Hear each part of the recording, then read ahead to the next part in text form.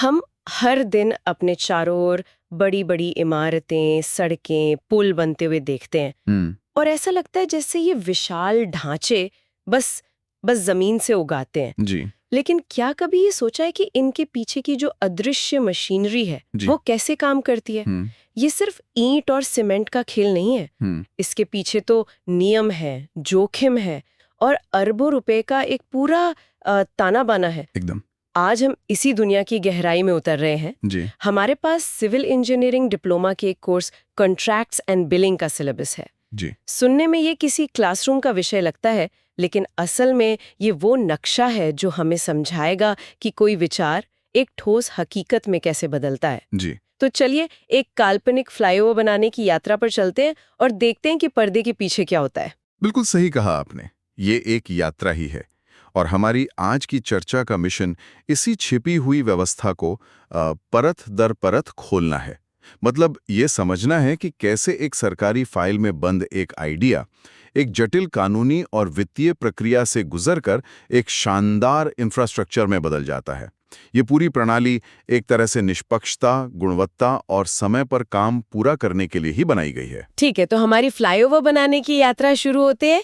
सबसे पहले सरकार को लगता है कि शहर में इसकी जरूरत है, तो पहला कदम कौन उठाता है? यहीं पर पीडब्ल्यूडी यानी लोक निर्माण विभाग की भूमिका आती है ना? हाँ, पीडब्ल्यूडी या कोई भी सरकारी इंजीनियरिंग विभाग इस प्रक्रिया का शुरुआती बिंदु है। देखिए, इसकी एक पदानुक्रमित मतलब एक हायरार्किकल संरचना होती है, जिसमें चीफ इंजीनियर से लेकर जूनियर इंजीनियर तक हर किसी की अपनी भूमिकाएं और जिम्मेदारियां होती हैं। अब पीडब्ल्यूडी के पास काम करवाने के दो मुख्य तरीके हैं। पहला है विभागीय पद्धति, जिसमें विभाग खुद मजदूरों को दैनिक मजदूरी पर रखकर काम करता है। अच्छा, तो ये छोटे मोटे कामों के लिए होगा, जैसे किसी सड़क के गड्ढे भरना या कोई छोटी मोटी मरम्मत? बिल्कुल। लेकिन हमारे काल्पनिक फ्लाईओवर जैसे बड़े, जटिल और महंगे प्रोजेक्ट के लिए ये तरीका व्यावहारिक नहीं है। इसके लिए दूसरा और ज्यादा आम तरीका अपनाया जाता है, जिसे अनुबंध पद्धति या कॉन्ट्रैक्ट मेथड कहते हैं। इसमें काम एक बाहरी विशेषज्ञ एजेंसी यानी एक ठेकेदार को एक कानूनी समझौते के तहत सौंपा जाता है। ज्यादातर बड़ी परियोजनाएं इसी तरीके से होती हैं। तो सरकार ने तय कर लिया कि उसे एक पार्टनर चाहिए, एक बिल्डर, और यहीं से अनुबंधों का असली खेल शुरू होता है। ये सिर्फ एक दस्तावेज पर दस्तखत करने से कहीं ज्यादा है ना? हमारे सोर्स में 1872 के भारतीय अनुबंध अधिनियम का जिक्र है। ये इतना पुराना कानून आज भी प्रासंगिक क्यों है? बहुत अच्छा सवाल है। देखिए, ये प्रासंगिक इसलिए क्योंकि ये अनुबंध की आत्मा को परिभाषित करता है।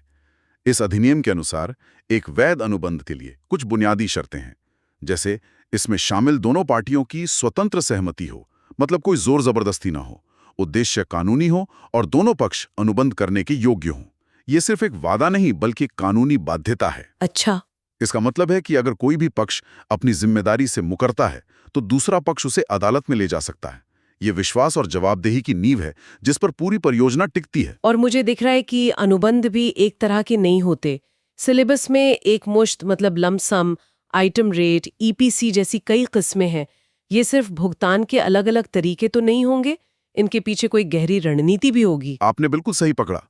अनुबंध का प्रकार चुनना सिर्फ पैसे के बारे में नहीं है। ये ये जोखिम के बंटवारे का खेल है।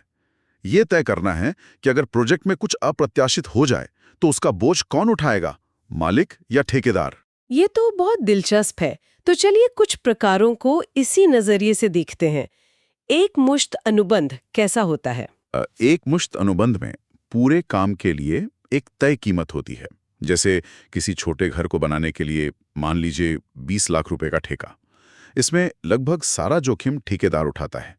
अगर काम के दौरान रेत या सीमेंट महंगा हो गया या जमीन के नीचे कोई चट्टान निकल आई तो भी उसे उसी 20 लाख में काम पूरा करना होगा। मतलब मालिक के लिए ये अच्छा है, उसे अपना बजट पहले से पता होता है, कोई सरप्राइज नहीं। जी। और आइटम रेट अनुबंध इसका उल्टा है, काफी हद तक। अच्छा। आइटम रेट अनुबंध में जोखिम दोनों के बीच ज्यादा बराबरी से बटा होता है। इसमें हर काम की प्रति यूनिट दर तय होती है, जैसे प्रति घन मीटर खुदाई के लिए 500 रुपए या प्रति टन स्टील लगाने के लिए 8,000 रुपए। भुगतान असल में किए गए काम की मात्रा के आधार पर होता है। तो अगर डिजाइन में बदलाव के कारण ज्यादा खुदाई करनी पड़ी तो ठेकेदार को उसका पैसा मिलेगा? बिल्कुल। यही वजह है कि ज्यादातर सरकारी परियोजनाओं में आइटम रेट अनुबंध पसंद किया जाता है, जहां अनिश्चितताएं अधिक हो सकती हैं। और ये ईपीसी अनुबंध क्या है? इंजीनियरिंग, प्रोक्योरमेंट, कंस्ट्रक्शन, ये तो बहुत भारी भरकम लगता है। ईपीसी अनुबंध एक तरह का सुपर कॉन्ट्रैक्ट है। इसे टर्न की प्रोजेक्ट भी कहते हैं, मतलब चाबी घुमाओ और प्रोजेक्ट चालू। इसमें डिजाइन करने से लेकर सारा सामान खरीदने और निर्माण करने तक की पूरी जिम्मेदारी एक ही ठेकेदार की होती है। यानी मालिक को बस अपनी जरूरत बतानी है। हाँ, और आखिर में उसे तैयार प्रोजेक्ट की चाबी मिल जाती है।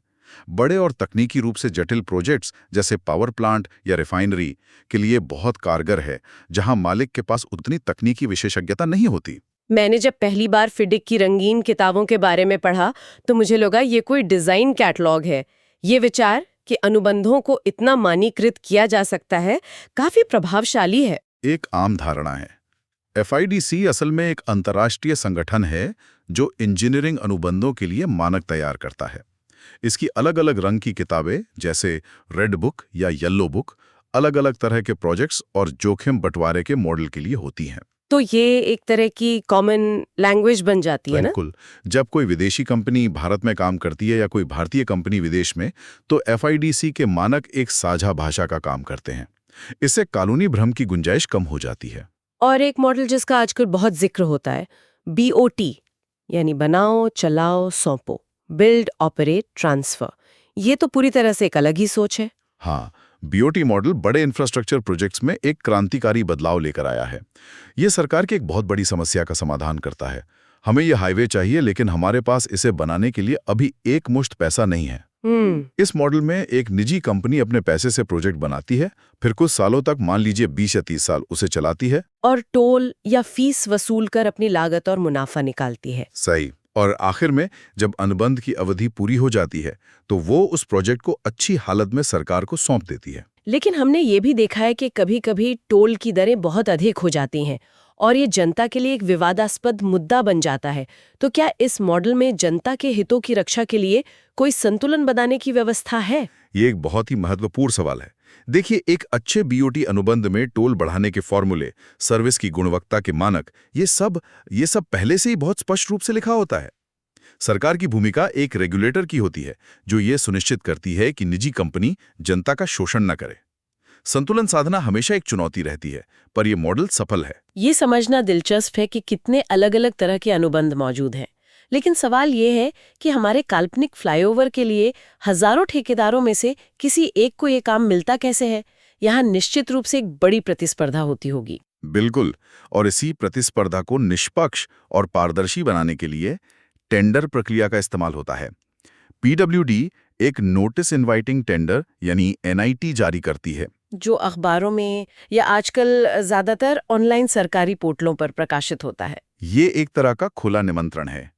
हमें ये फ्लाईओवर बनवाना है, इच्छुक और योग्य कंपनियां अपनी बोली लगाएं, कुछ इस तरह। हाँ, बिल्कुल। इस प्रक्रिया में ईएमडी और सिक्योरिटी डिपॉजिट जैसे शब्द आते हैं। आम भाषा में इनका क्या मतलब है? इसे एक नीलामी के उदाहरण से समझ सकते हैं। ईएमडी यानी अर्नेस्ट मनी डिपॉजिट एक तरह से नीलामी में पैडल उठाने के लिए दिया जाने वाला डिपॉजिट है। अच्छा, ये साबित करता है कि आप बोली लगाने को लेकर गंभीर हैं, और अगर आपको काम मिला तो आप पीछे नहीं हटेंगे। काम न मिलने पर यह राशि वापस हो जाती है। और सिक्योरिटी डिपॉजिट? सिक्योरिटी डिपॉजिट उस काम की गारंटी की तरह है जो आप करेंगे। ये काम मिलने के बाद जमा होता है और ये सुनिश्चित करता है कि आप काम को अच्छी गुणवत्ता और समय पर पूरा करेंगे। अगर कोई गड़बड़ी होती है तो इस राशि से उसकी भरपाई की जा सकती है। सिलेबस में 2 लिफाफा प्रणाली, 2 एनवेलप सिस्टम का जिक्र है।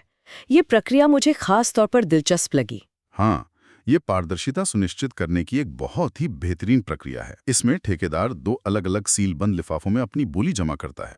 पहले लिफाफे में होती है तकनीकी बोली, टेक्निकल बिड, जिसमें उसकी योग्यता, अनुभव, उसके पास मौजूद मशीनरी, मतलब उसकी टीम का पूरा ब्यौरा होता है। और दूसरे लिफाफे में होती है वित्तीय बोली, फाइनेंशियल बिड, यानी वो काम को कितने पैसे में करेगा।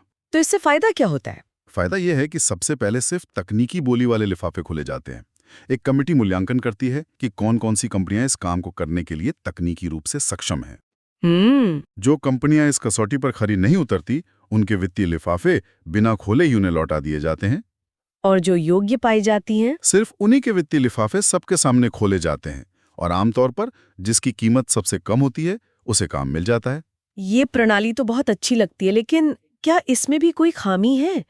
क्या तकनीकी बोली का मूल्यांकन थोड़ा व्यक्तिपरक मतलब सब्जेक्टिव नहीं हो सकता, जिससे पक्षपात की गुंजाइश हो? आपने बिल्कुल सही नब्ज पकड़ी है। ये इस प्रणाली की एक संभावित कमजोरी है। इसी वजह से मूल्यांकन के लिए एक बहुत विस्तृत स्कोरिंग सिस्टम बनाया जाता है, जिसमें अनुभव के लिए कितने अंक, मशीनरी के लिए कितने, पिछले कामों के लिए कितने, सब कुछ पहले से तय होता है। और अब तो ई टेंडरिंग ने इस प्रक्रिया को और भी पारदर्शी बना दिया है। सब कुछ ऑनलाइन होता है, जिससे मानवीय हस्तक्षेप की आशंका बहुत कम हो जाती है। और अगर काम के दौरान कोई विवाद हो जाए, मतलब मालिक और ठेकेदार के बीच भुगतान या काम की गुणवत्ता को लेकर कोई अनबन हो गई तो? उसके लिए भी एक व्यवस्था है, जिसे मध्यस्थता या आर्बिट्रेशन कहते हैं। ये अदालत के बाहर एक स्वतंत्र और निष्पक्ष मध्यस्थ की मदद से विवादों को सुलझाने की एक प्रक्रिया है। इसका सबसे बड़ा फायदा ये है कि ये अदालती प्रक्रिया से कहीं ज्यादा तेज और कम खर्चीली होती है। प्रोजेक्ट में देरी नहीं होती। चलिए, तो अनुबंध हो गया, ठेकेदार चुन लिया गया और हमारे फ्लाईओवर पर काम शुरू हो गया।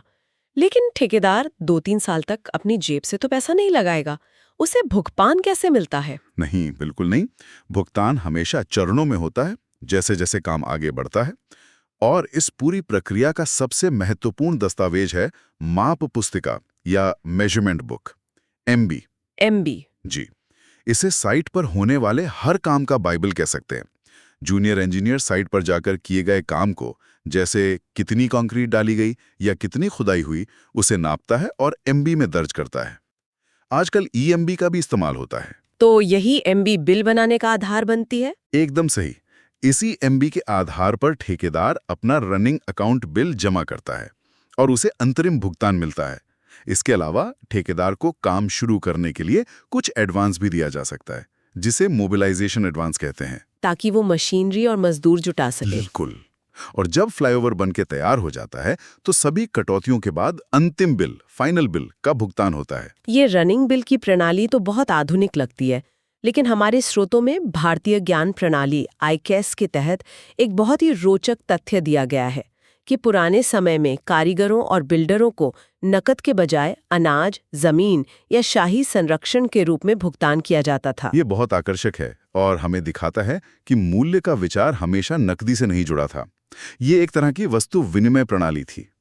और शाही संरक्षण मिलना तो वो तो आज के किसी बड़े कॉर्पोरेट अवार्ड से भी ज्यादा प्रतिष्ठित होता होगा। प्रतिष्ठा और संरक्षण भी एक मुद्रा थे।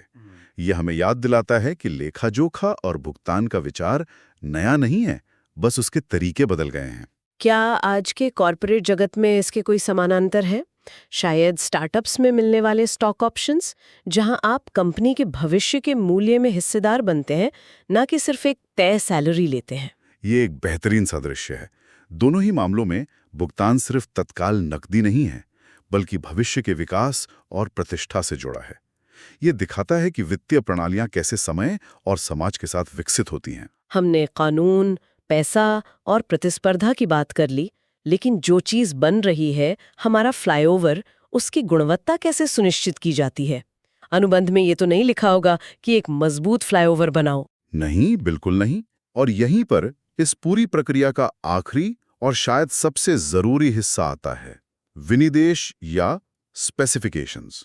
स्पेसिफिकेशंस किसी भी निर्माण कार्य की आत्मा है, उसकी रेसिपी बुक कह सकते हैं। ये एक बहुत विस्तृत दस्तावेज होता है, जिसमें लिखा होता है कि कौन सी सामग्री इस्तेमाल होगी, उसकी गुणवत्ता क्या होगी और काम को किस तरीके से किया जाएगा।